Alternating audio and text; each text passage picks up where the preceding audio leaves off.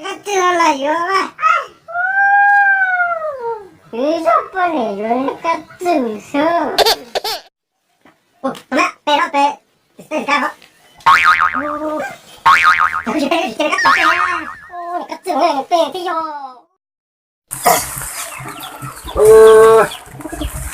Chuẩn bạn này giống như cũng nhung rồi.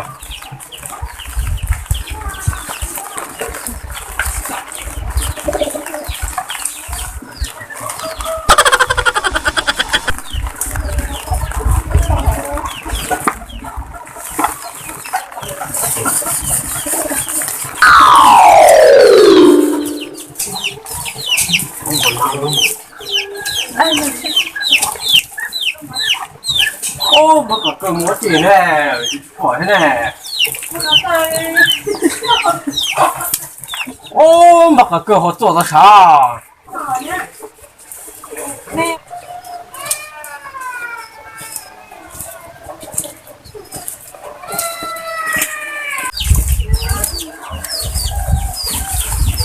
Mà cả cơm họ做的啥？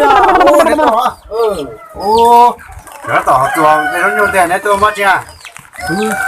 cho từ tôi sai co luôn nào. Ô, là chết rồi. Rồi, cho nó thế. Rõ đó. Tao mới phải chứ. Rõ rồi, nó nào có cọp thế. Nó cái mất gì? Ông nào mà lớn nào nhớ phải thế là nhau chứ tôi cho qua thật. Chứ mình chỉ là hà. Ô, đây tôi này mua lại chưa? Cái chỗ nó thì có một đàn trong lo này có nhiều tôi chỉ có nên là đồ dùng câu hàng luôn là chữ thế sao thì có nhiều có bao nó chỉ cho nó tuổi nó bắt đầu là thả xe của một tuổi nhiều chỉ học một tôi từ dùng câu đi có tù nè ha. Ôi giời, còn làm đông rồi tôi thấy cái nền đó là chúng câu cây nhập của giữa năm mò đó tàu plia. Đây là mình gọi là trồng hai cơ mò tôi nhỏ tôi là nông tôi nhóc bé tôi chính giờ lão tôi chính giờ chế tôi oxy ở bên nông là đặc là trên này bỏ nhà nó nhẹ chế trồng thảo tôi nó này ra. Ô mà nhiều số nhưng mà thả tới chuyện chơi nên nó bị tôi xuyên chơi một tròn chơi lớn nhóm đặt rong chơi lớn cẩn cho cẩn chơi lớn mỗi nhiên chơi lớn thì cả thả rồi.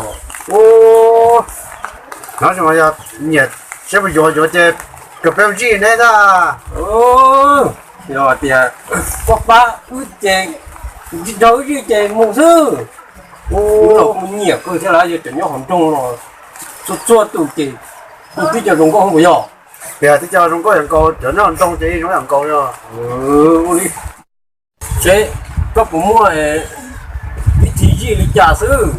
Ô, chỉ gì mà một cái một cái nhà béo gì á cái tôi gì tôi đây mà dưới tôi nó con tao mà dưới tôi đọc áp tao mà tao ra đi nữa mà chế có một cái gì đi trả hết ra. ô thì về chỗ cái này nhớ mình trong tôi nói chơi là mình trai thì cũng bắn đó là tôi điều gì bây giờ giờ buổi gì cả bọn này cả cái mà chơi cái là nam mù thì nhỏ trong này toàn là tao cái chơi cái nắm lông tao thì cứ lo cái ra Tao mà ô toàn là tao chơi được cái đó tao chơi à nhỏ thì dùng gì lên đấy thì có con thao cho một cái tàu lăng thuộc con này giống như là có ô mùi mùi thì đó chỉ một chỗ lo na tao tao mới tôi nào đấy phải được chơi tôi nào đấy phải có lên đó lắm mà phải được chơi tôi nào đấy phải lúc nào đấy tôi nào đó phải đang đi coi đấy tôi nào đấy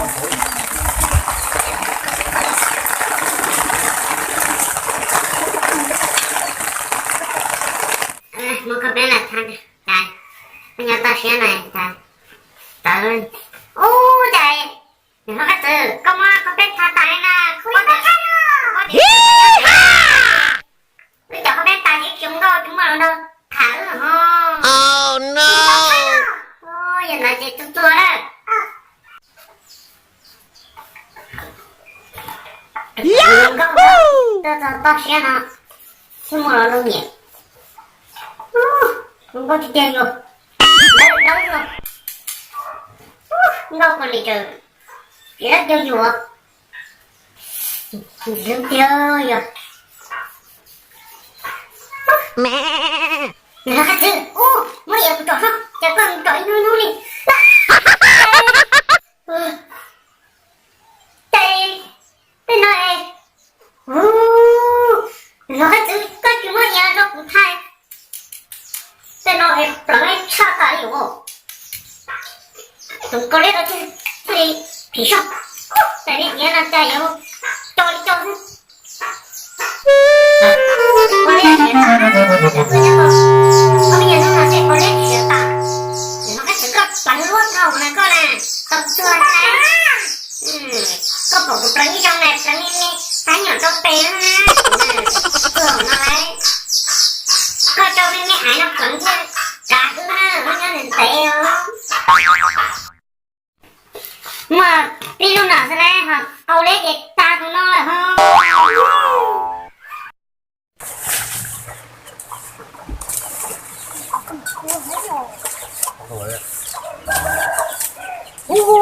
lọt thô hả cho xe con to em chẳng chẳng nè nó được gọi là ba cái tàu túc bên này mà lọt ta ông nó tụi nó lúc trẻ quá tụi con tôi nhớ chuyện lúc đó ông nó Ê, ở tụi nó là nhỏ mà nhớ là tôi là trong tôi vẫn nó tạo tiền tôi là na hiện tại chỉ một và khai thế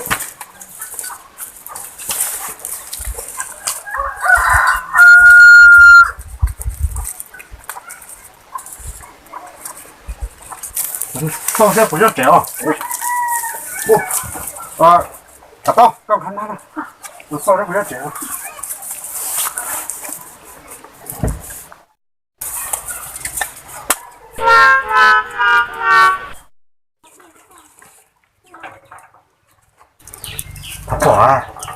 bỏ rồi ê ui rồi thả lâu đó tưởng nhất đó biết một sao này nó bảo sau xe của nó đó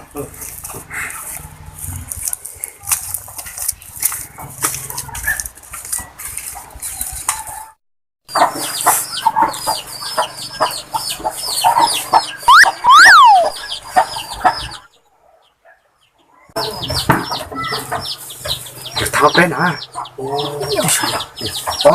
có lần chị về đi sẽ về sao gì cái nhóc nó to ra từ từ tới cái gì thì nóng nè ôi liêm à dùng câu ha ôi chỉ nhục thôi thì nó cũng là trong tiền này nhục nhóc to gì to thôi ôi liêm à ôi có tao chứ nó thằng đó là nó ha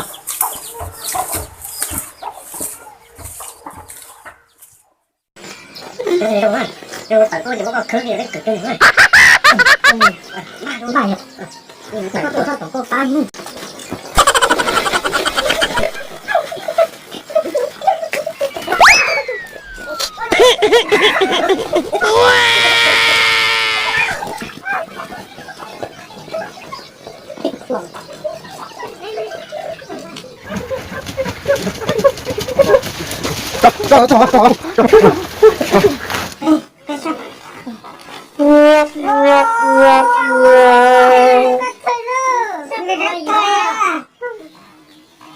lấy chọc của nó chi nè lấy chọc của nó vừa cho nó chi nè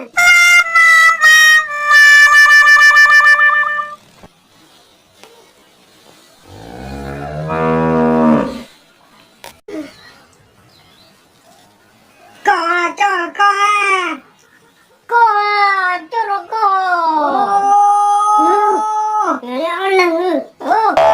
cho rồi con rồi người ta tử con gì con người ta tử con rồi được tê ở trong này nằm mò to có ple còn rồi tao nó là rồi à tao cái rồi tao ra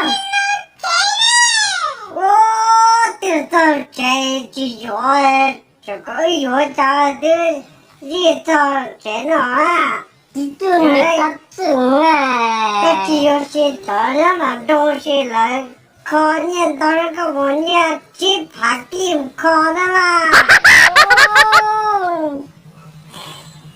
너지야 라요라 내가 들어라요라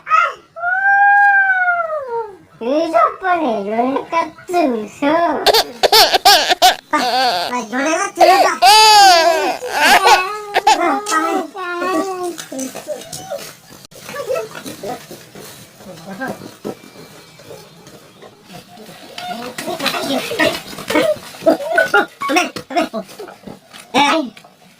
왜? 네.